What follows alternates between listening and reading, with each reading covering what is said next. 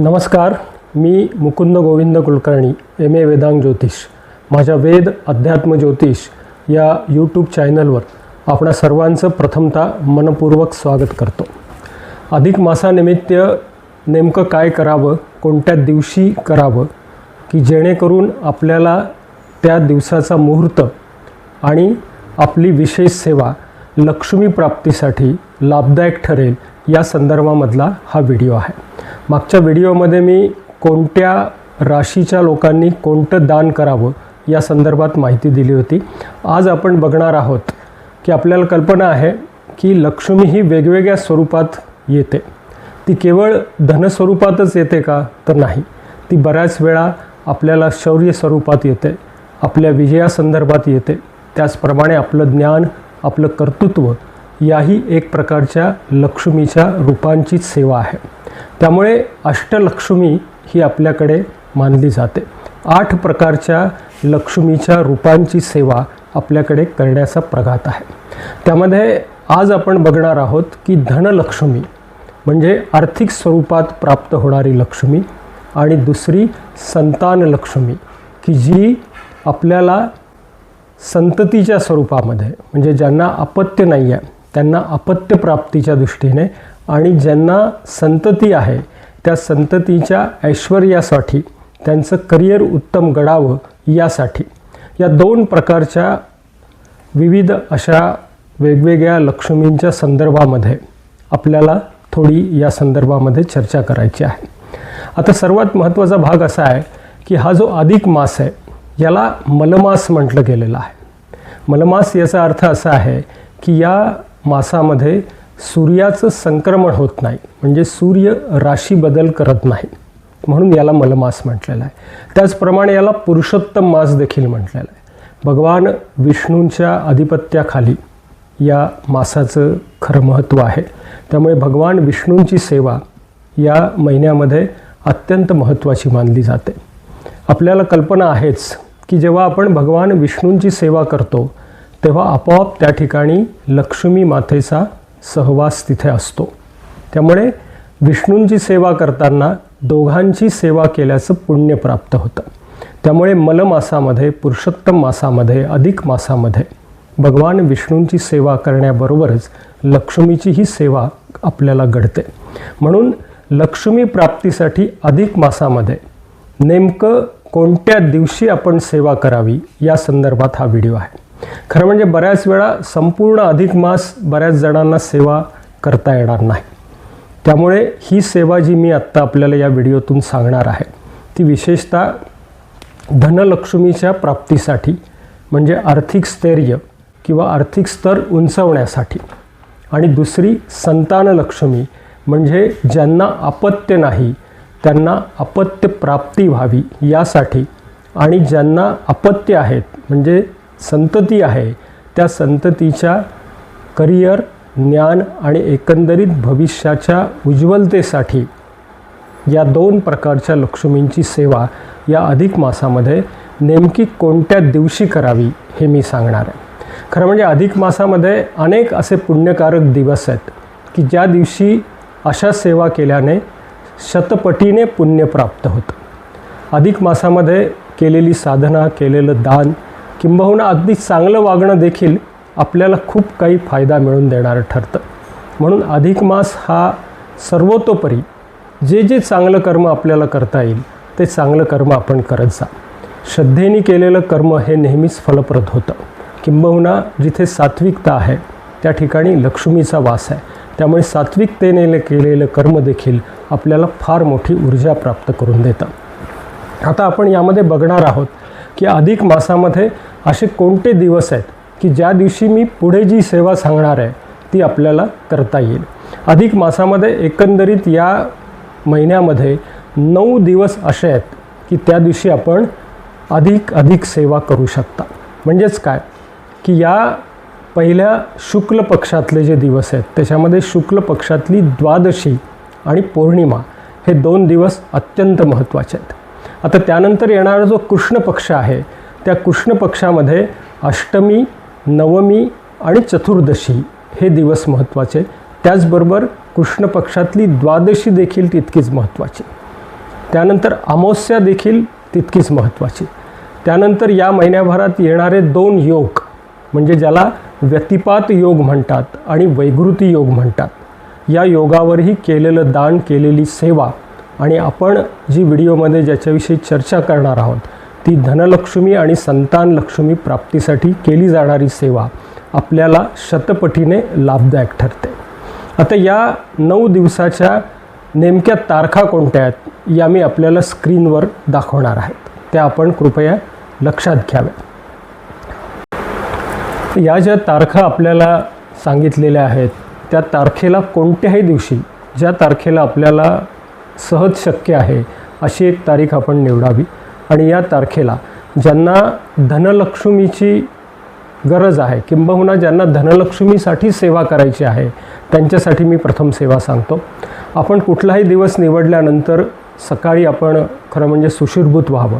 आता हे सुशीर्भूत होणं हा जो प्रकार आहे, खरं म्हणजे या अधिक मासामध्ये गंगा स्नानाला फार महत्त्व आहे. आपण जर गंगेजवळ राहत असाल तर खरं म्हणजे त्या दिवशी आपण प्रथम गंगा स्नान करावं, गंगेचं पूजन करावं आणि मग नित्य नैमित्तिक कर्माला सुरुवात करावी.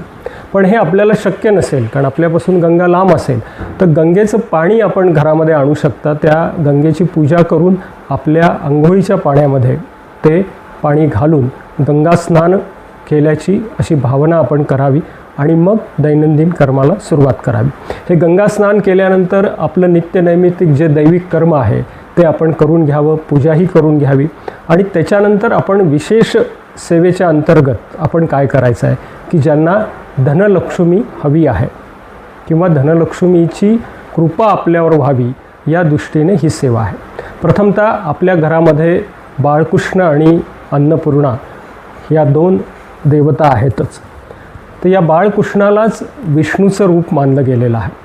तर या बाळकृष्णाची किंबहुना आपल्याकडे जर भगवान विष्णू आणि लक्ष्मीचा फोटो असेल, मूर्ती असेल, काही असेल त्यांची, विशेषतः आपण धनलक्ष्मीसाठी भगवान विष्णू आणि लक्ष्मी जर एकत्र असतील तर त्या फोटोची पूजा करायची आहे. या फोटोची पूजा झाल्यानंतर या फोटोला किंबहुना बाळकृष्णाला आपण 33 तुळशीची पानं व्हायची आहेत. ही 33 तुळशीची पानं वाहताना, प्रत्येक पान वाहताना ओम नमो भगवते वासुदेवाय या मंत्राचं पठण करायचं आहे. ही 33 पानं वाहिल्यानंतर यांच्यासमोर आपल्याला 33 दिवे प्रज्वलित करायचे. अधिक मासामध्ये एक छोटासा तांब्याचा दिवा मिळतो की जो बदामाच्या आकाराचा असतो, आपल्याला तो बाजारामध्ये मिळेल. तर या दिव्यामध्ये आपण शुद्ध तुपात भिजवलेल्या वाती प्रज्वलित करायच्या आहेत. त्याची संख्या आहे 33. तर या 33 दिवे भगवान विष्णू आणि लक्ष्मींना किंबहुना बाळकृष्णांना आणि अन्नपूर्णा मातेला, आपल्या देवाऱ्यातच हे सगळं आपण करावं. तर तिथे त्यांना ते ओवाळायचे आहेत किंबहुना प्रज्वलित करून अर्पण करणं हा जो भाव आहे. दीप हे सत्याचं प्रतीक आहे, त्याचप्रमाणे सकारात्मकतेचं प्रतीक आहे. आणि आजच्या या अधिक मासामध्ये दीपदानाला अत्यंत महत्त्व आहे. त्यामुळे हे 33 दीप प्रज्वलित करून आपण ईश्वरी शक्तीला अर्पण करायचे आहेत. त्याचप्रमाणे आपण नैवेद्य दाखवायचा. तर हा नैवेद्य कशाचा दाखवायचा आहे? 33 अनारसे, ज्याला अपूप म्हटलं गेलेलं आहे. अनारसे, सचित्र असलेले हे अनारसे भगवान विष्णूंना अर्पण करायचे आहेत. जर आपल्याला अनारसे अर्पण करणं शक्य नसेल तर आपण बत्तासे अर्पण करू शकता.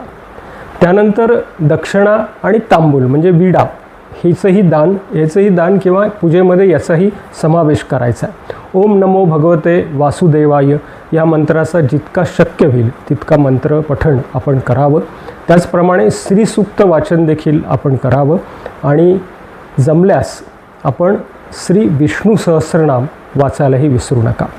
अशा पद्धतीची सेवा केल्यानंतर त्याच दिवशी संध्याकाळी किंवा सकाळी जेव्हा आपण सेवा कराल त्यावेळेस कोणाला तरी 2 व्यक्ती याचा अर्थ ज्याला आपण मेहुण भोजन म्हणतो, म्हणजे पती आणि पत्नी. तर आपण आता धनलक्ष्मीच्या संदर्भामध्ये ही जी सेवा करतो आहे तर या संदर्भामध्ये आपण एखादं नवदाम्पत्य जे असेल की ज्यांचं नुकतंच लग्न झालेलं आहे अशांना मेहुण म्हणून जेवायला बोलू शकता. किंबहुना जे आपल्याला गुरुस्थानी आहेत, वयस्कर आहेत अशांनाही बोलू शकता. किंबहुना एक ब्राह्मण सवाष्ण आणि ब्राह्मण अशा पद्धतीचं मेहुणे आपण घालू शकता. ही पूर्ण आपली मनातली इच्छा आहे. जसं आपल्याला शक्य आहे तसं आपण करावं. काही जण 33 मेहुण देखील घालतात, पण ते प्रत्येकाला शक्य होत नाही. त्यामुळे किमान एक मेहुण तरी आपण त्या दिवशी घालावं. या मेहुणाला सुग्रास भोजन आणि त्याचबरोबर अनारशाचं दान, त्याचप्रमाणे तांब्याचा दिवा आणि जसं मी मागच्या व्हिडिओमध्ये सांगितलं आहे की राशीनुसार काय दान करावं, तशी जी आपली रास आहे त्या राशीनुसार आपण दान केलं तरी चालेल. हे सगळं यथाशक्ती केल्यानंतर परमेश्वराचे आशीर्वाद घ्यावेत. ते जे आपण मेहुण बोलवलं आहे त्यांना लक्ष्मी आणि नारायण समजून त्यांचेही शुभ आशीर्वाद घ्यावे. हा संपूर्ण दिवस अत्यंत आनंदात घालावा.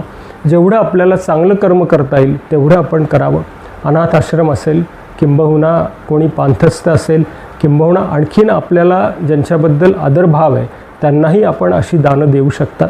याच्यातून आपण खूप काही साध्य करतो. जिथे सात्विकता आहे तिथे लक्ष्मीचा वास आहे असं म्हणतात. तर हे सात्विक वृत्तीने आपण जर केलं तर निश्चितच आपल्याला मनोवांछित फलप्राप्ती होईल. आता आपण दुसऱ्या प्रकाराकडे वळूया. ज्यांना संतान नाही आहे, किंबहुना आपल्या मुलामुलींविषयी किंवा आपल्या संतांविषयी ज्यांना काळजी आहे त्यांच्या भविष्याची, तर अशा व्यक्तींसाठी आजच्या या 9 दिवस जे मी आपल्याला दाखवलेले आहेत त्यातला कुठलाही दिवस आपण निवडावा. याचप्रमाणे सगळी सेवा करायची आहे. जसं काही 33 तुळशीपत्र आपण बाळकृष्णाला वाहावीत. या संतान सेवेमध्ये आपल्याला बाळकृष्ण हे जास्त महत्त्वाचे आहेत. भगवान विष्णू लक्ष्मी चालतीलच, पण तिथे बाळकृष्ण आणि अन्नपूर्णा माता यांना म्हणजे बाळकृष्णाला आपण 33 तुळशीपत्र वाहून ओम नमो भगवते वासुदेवाय हा मंत्र म्हणायचा आहे. 33 अनर्शाचा किंवा बत्त्यासाचा नैवेद्य दाखवायचा आहे. दक्षिणा, तांबूल, विडा, त्याचप्रमाणे श्रीसूक्त, त्याच्यानंतर विष्णू सहस्रनाम याचं पठण करावं. आणि आपण मात्र एक कुमार अवस्थेतली मुलगी आणि मुलगा या दोघांना बोलून त्यांचा यथोचित सन्मान करून त्यांना सुग्रास भोजन आणि अनर्शाचं दान द्यायचं आहे. त्याचप्रमाणे त्यांना कपडे देऊ शकतात. राशीप्रमाणे आपण तसं दान त्यांना देऊ शकता. आणि विशेष म्हणजे त्यांचे आशीर्वाद आपण घ्यावेत. आपल्याला शक्य नसेल तर आपण एखादं मेहुण देखील बोलू शकता. तर अशा पद्धतीने या विशेष दिनी जर आपण सेवा केली तर निश्चितपणे आपल्याला फार मोठा फायदा होईल. आता हा फार मोठा फायदा म्हणजे काय की आपल्या प्रयत्नांना यश मिळेल. आपण जे काही करत आहात त्याला एक वेगळी सकारात्मक गती प्राप्त होईल आणि निश्चितपणे आपल्याला फार मोठा फायदा होईल. धनलक्ष्मी प्राप्त होईल, संतान लक्ष्मीही प्राप्त होईल. अशा पद्धतीने आपण या अधिक मासात सेवा करावी जेणेकरून आपल्याला फार मोठे लाभ मिळतील. धन्यवाद. श्री स्वामी समर्थ.